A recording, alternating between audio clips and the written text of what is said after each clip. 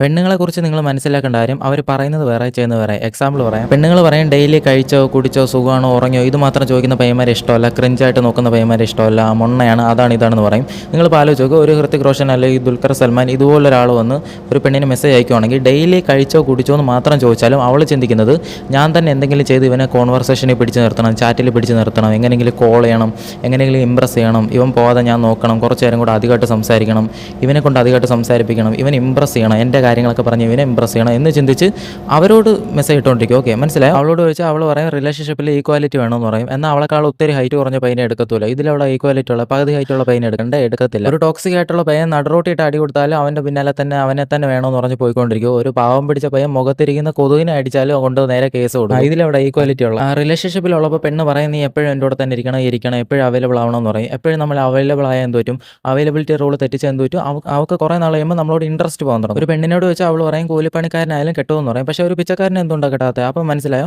അവരെപ്പോഴും അവരുടെ അത്രയെങ്കിലും ഈക്വൽ ഇല്ലെങ്കിൽ അവരെക്കാളും ബെറ്റർ ആയിട്ടുള്ളതിനെ എടുക്കത്തുള്ളൂ.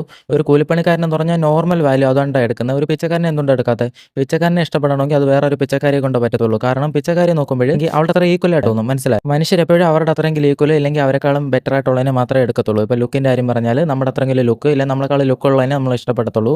ഒരുപാട് ലുക്ക് കുറഞ്ഞതിന് ഇഷ്ടപ്പെടത്തില്ല. അങ്ങനെ പോയിക്കൊണ്ടിരിക്കും. ഒരു പെണ്ണിനോട് വെച്ചാൽ അവൾ പറയും എന്നെ ആരാണോ ജീവനോല് സ്നേഹിക്കുന്നത് അവരെ ഇഷ്ടപ്പെടുമെന്ന് പറയും. എന്നിട്ട് 5 പയ്യന്മാർ ജീവന് തുല്യം സ്നേഹിച്ച് പിന്നാലെ നടക്കും. അവരെ ഇഷ്ടപ്പെടത്തില്ല. ഒരുത്തം മൈൻഡ് ചെയ്യാതെ ഈക്വാലിറ്റി ഒന്നും കൊടുക്കാതെ പുറകെന്ന് പോയിക്കൊണ്ടിരുന്ന അവൾ എന്ത് ചെയ്യും, അവൻ്റെ പിന്നാലെ പോയിക്കൊണ്ടിരിക്കും. പക്ഷേ അത് പെണ്ണുങ്ങളുടെ കുറ്റമല്ല, അവർക്കത് അറിയത്തില്ല. അവർ പറയും ഡോമിനൻ്റ് ആയിട്ടുള്ള പയ്യനെ വേണ്ടെന്ന് പറയും. ബിഗിനിങ്ങിൽ നിങ്ങൾ ചിലപ്പോൾ കരിഷ്മാറ്റിക് ബിഹേവിയറോ നിങ്ങളുടെ ഇന്നസെൻ്റ് കണ്ടോ എന്തെങ്കിലും കണ്ടോ നൈസ്ലി ആയിട്ട് പെരുമാറിയാലും ചിലപ്പോൾ അട്രാക്റ്റ് ആവും. ബിഗിനിങ് സ്റ്റേജ് വരെ ഒരു പെണ്ണിനോട് പെരുമാറി തുടങ്ങുന്നത് വരെ ഇത് രണ്ട് പ്രോസസ്സാണ്. രണ്ടിടത്ത് സൈക്കോളജി 2 രീതിയിലാണ് വർക്കാവുന്നത്. അവർക്ക് പോലും അറിയത്തില്ല. ബിഗിനിങ്ങിൽ നിങ്ങൾ ഇഷ്ടപ്പെടുന്ന അതേ പെണ്ണ് തന്നെ കുറച്ച് നാൾ കഴിയുമ്പോൾ നിങ്ങൾ മാസ്കുലിൻ അല്ല എന്ന് തോന്നുമ്പോൾ എന്ത് പറ്റുമെന്ന് വെച്ചാൽ സബ് കോൺഷ്യസ് ആയിട്ട് തന്നെ പയ്യെ അകലാൻ തുടങ്ങും. അത് അവർ അറിഞ്ഞുകൊണ്ട് ചെയ്യുന്നതല്ല. അതുകൊണ്ട് പെണ്ണുങ്ങളുടെ സൈക്കോളജി പഠിക്കാൻ വേണ്ടി പെണ്ണുങ്ങളോട് തന്നെ ചോദിക്കാമെന്നൊന്നും വിചാരിക്കരുത്. ഒരു 40% റാഷണൽ ആയിട്ടുള്ള കാര്യങ്ങൾ അവർ കറക്റ്റായിട്ട് തന്നെ പറഞ്ഞു തരും. പക്ഷേ ബാക്കി വരുന്ന 60% ഇറാഷണൽ ബിഹേവിയറിനെ കുറിച്ച് അവരോട് ചോദിച്ചാൽ പെണ്ണുങ്ങളെക്കുറിച്ച് ഒരു മണ്ണും അറിയത്തില്ല.